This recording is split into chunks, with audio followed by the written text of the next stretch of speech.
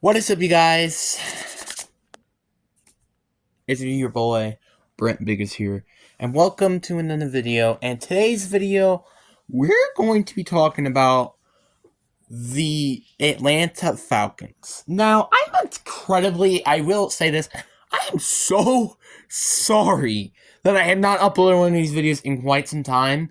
Honestly, it's kind of okay if I haven't, because let's face it, honestly, it's okay because we still have long ways until the season actually starts. So you don't know what could happen. But yeah. And before we get into this video, I'm incredibly apologize to this one person who recommended me to do the Steelers and what they wanted me to do the Steelers. I was gonna do that if I didn't realize that I had an NFC South video already out. I don't know if I did or not because I'm pretty sure I didn't.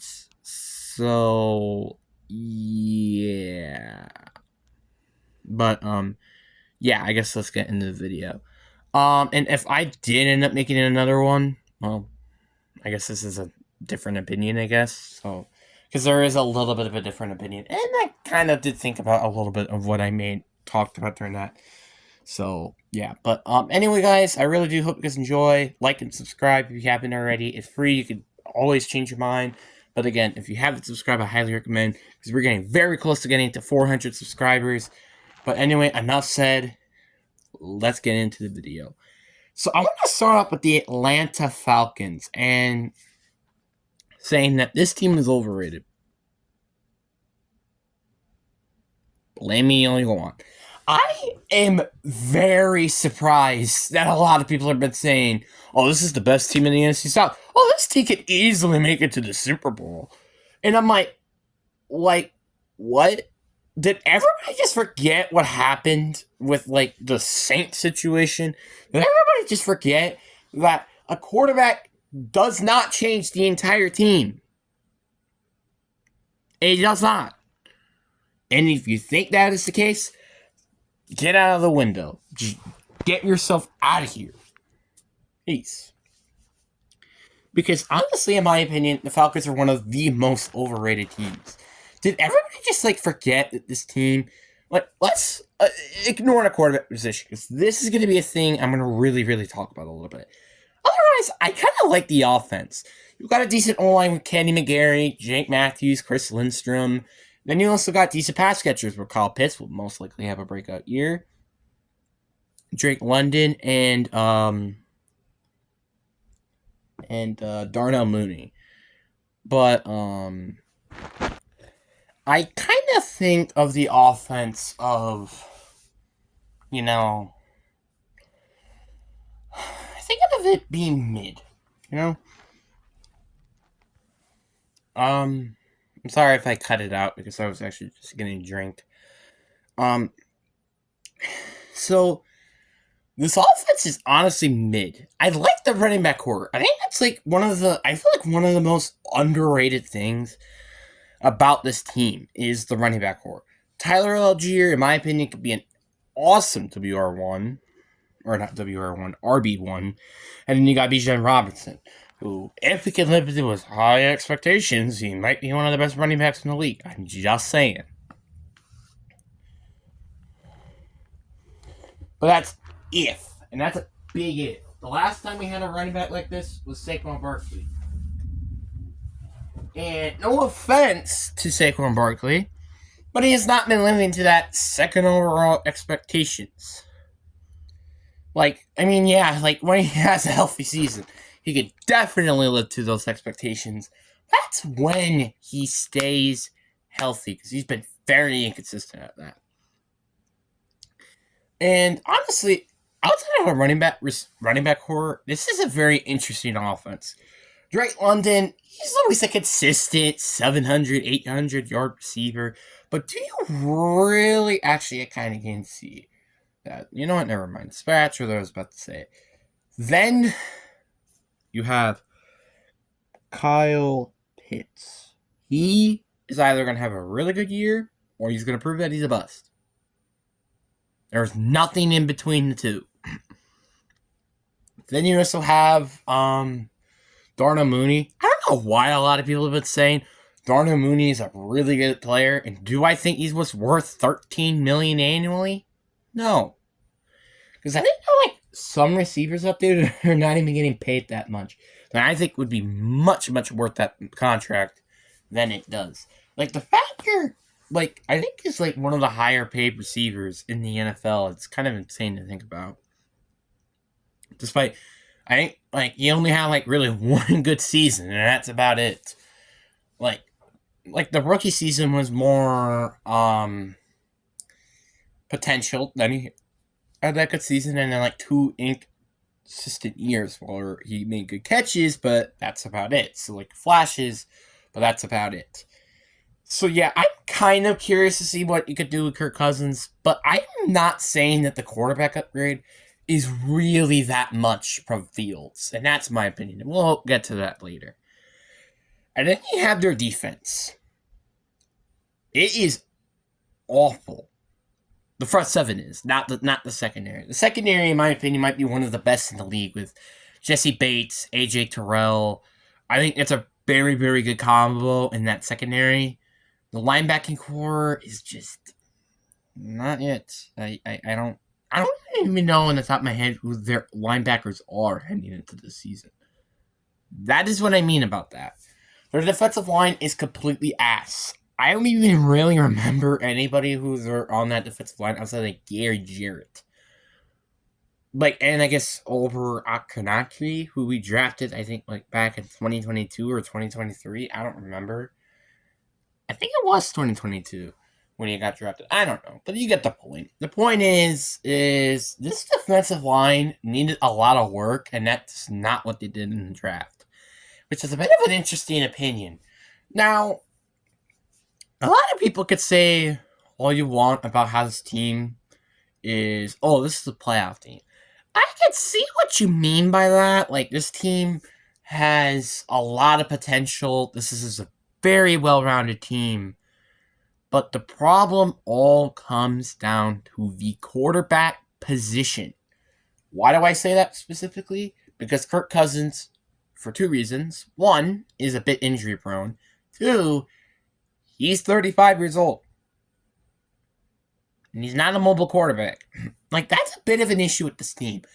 This team quarterback situation is a little interesting because Kirk Cousins, no offense, but I don't think he's going to be as good as he was in Minnesota.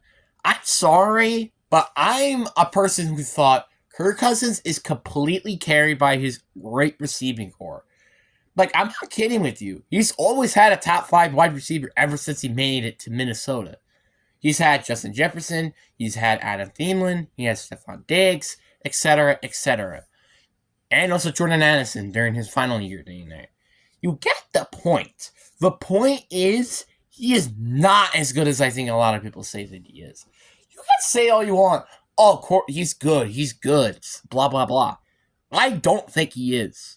I'm sorry to say this, but I don't think he's not good at all. I think he's going to be really not as good as he used to be. Will he be probably better than what the quarterbacks had before? Absolutely. I agree with that one. But they are not as good as a lot of people are saying. And by the way, I'm just saying this out loud. The Panthers, they're kind of catching up to them.